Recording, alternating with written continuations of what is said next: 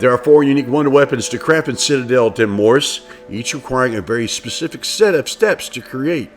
This Black Ops 6 Zombie Guide explains everything you need to know about obtaining and upgrading the Balmung Raven Shadow Sword in Citadelle de Morts, including all code solutions for the Zodiac wall puzzle. The upgraded sword, called the Balmung, uses the element of darkness in its attacks, and it was the sword of the malevolent Raven Bastard. The sword's special ability opens a rift in time and space and sucks zombies in through a void. It'll also suck you in through a void if you walk into it as well. As with any sword, first you need to head down to the Pack-a-Punch room and open up the Pack-a-Punch. By shooting these 3 lops, you'll get a doppelgast you'll need to kill. Then obtain this stone and put it in the box. Now you've opened up Pack-a-Punch. Next, head to the dungeon, go to this cell, hold the action button to open this door, and talk to the old man. Now head back up to the dining hall with the 4 statues in it. And on the left of this room, you'll notice a new opening to the alchemical lab. Here, you'll need to pick up one of 5 antiquity statues, which can be found in one of 5 random locations. First, you can find the ram horn right here on this shelf to the left of the stone with all the colors on it. Next, you can find the bird or skull right here on this shelf on the other side of the room. Next, you can find the scorpion right here on this table.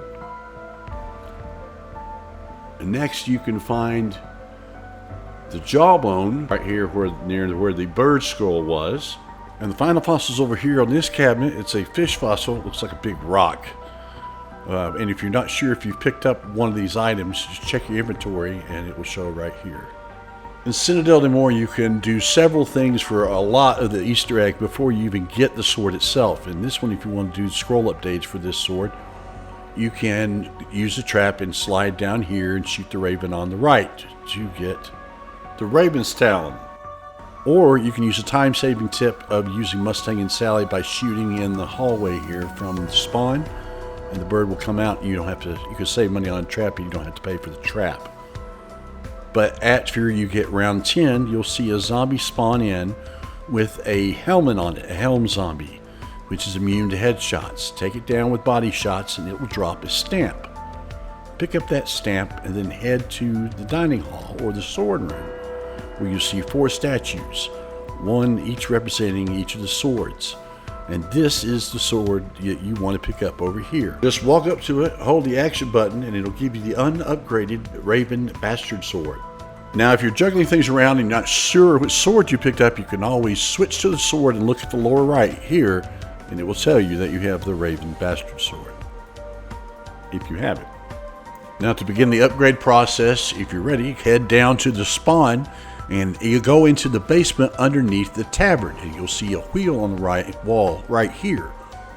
Walk up to it and hold the action button once to put the fossil you picked up on the wheel. Hold the action button again to insert the sword into the wheel, and then hold an action button a 3rd time to enter the proper code to start the upgrade process.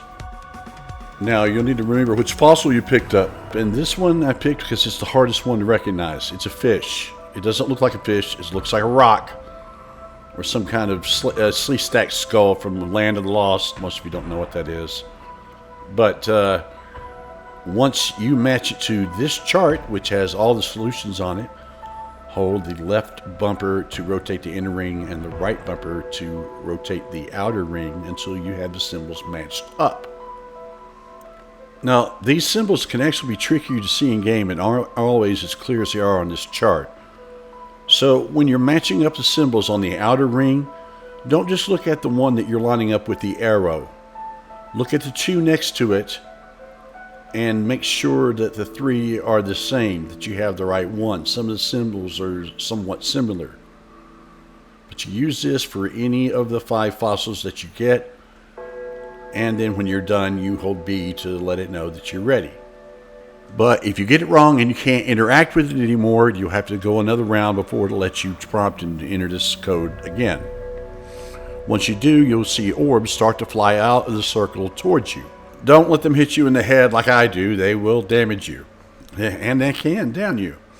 What you want to do is search for this little void somewhere on the bottom floor and then guide 3 of the orbs into this void. They'll drop down like that. Once you get all 3 in there, well, hopefully I'll get all 3 in there, this void will turn into a pink dot and travel up to the next floor. Then rematerialize as a void again, where you'll have to repeat the process of guiding 3 of the balls into the orb. Once you finish the 3 orbs on the second floor, it'll go up to the 3rd floor.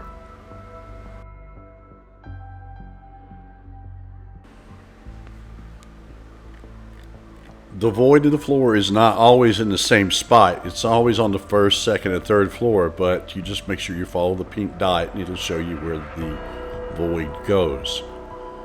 Once you get 3 orbs in this 3rd and final floor void, it will turn back into a green dot or a pink dot and head back downstairs in the basement, where you can pick up the upgraded Raven Sword.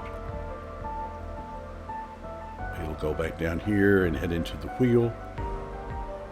When you walk up to the wheel, hold the action button and the void sword will head down into the floor, and then it'll pop back up and you can pick it up.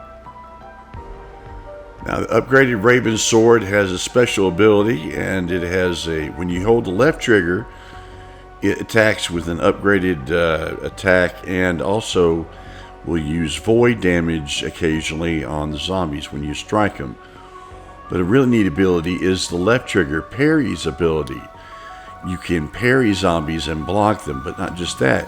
You can parry parasites and ricochet their shots back at them.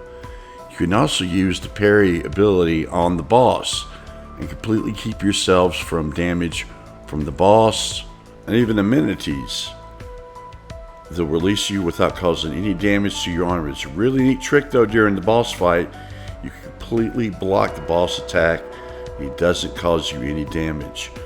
And the special ability on this sword causes a void rift in time and space that will suck in all nearby zombies. And if you want to escape the immediate area, you can jump in it yourself and it will suck you in and spit you out someplace nearby.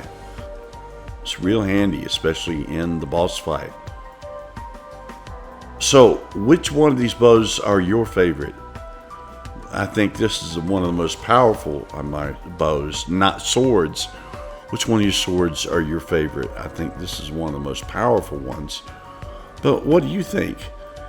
Now, it takes a different amount of kills to fully charge the sword for its special ability. Each sword has a different number of abilities. Some say 25 for the fire bow, 40 for this sword, not bow. I keep saying bow. But I'd like to know what you think in the comments below, and be sure to check out this video on how to upgrade another sword, or this other video if you're interested. If this is your first time here, welcome.